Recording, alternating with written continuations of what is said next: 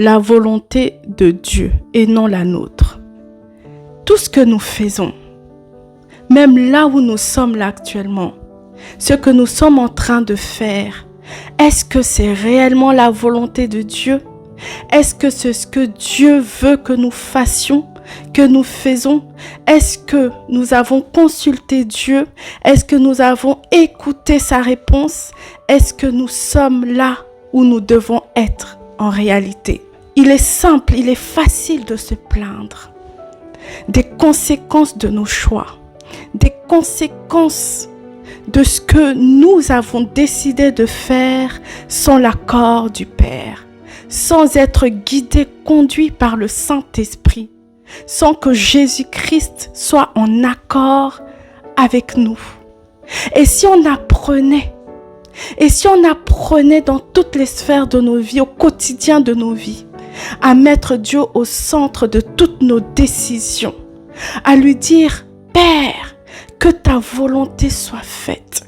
Même si c'est difficile, même si ce que tu me demandes là me semble difficile, je ne comprends pas, ça a l'air contraire à ce que je devrais faire, mais je te fais confiance. Je fais le choix de te suivre, je fais le choix d'aller là où tu me dis d'aller, de faire ce que tu me dis de faire, d'être en connexion, en accord avec tes dits, avec tes paroles, avec ta volonté. Tout comme Jésus a dit, je ne sais plus exactement comment cela a été dit, mais je sais que c'est dans Jean 22, peut-être 42, je ne suis pas certaine, je vous le mettrai en description. Jésus l'a dit, Père, éloigne de moi cette coupe. Éloigne de moi cette coupe. Jésus savait ce qu'il attendait. Il savait ce qu'il attendait. Dans un moment de panique, il a dit, Père, éloigne de moi cette coupe.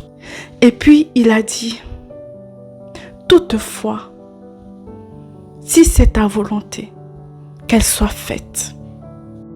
C'est ce que Jésus nous invite à faire. C'est que même si c'est difficile, même si c'est dur, même si on ne comprend pas, on ne sait pas où Dieu veut nous emmener, c'est de dire, ok, Père, là, il y a un petit moment de panique.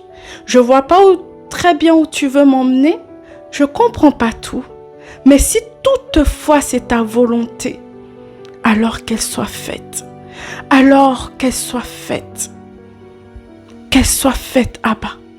Évidemment, je me mets dedans. Évidemment, je me mets dedans. Et je pense que ça sera le travail de toute une vie.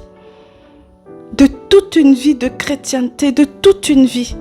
Nous sommes invités à faire la volonté de Dieu et non la nôtre. À suivre la volonté de Dieu et non la nôtre. Est-ce que Dieu peut nous faire du mal dans sa volonté? Non. Apprenons à lui faire confiance. Apprenons à écouter. Apprenons à voir ses signes. Apprenons à comprendre ce qu'il veut nous dire. Même dans le doute, de faire des actes de foi, de faire un acte de foi et de suivre sa volonté. Sois béni, toujours. Au nom de Jésus-Christ de Nazareth. Amen.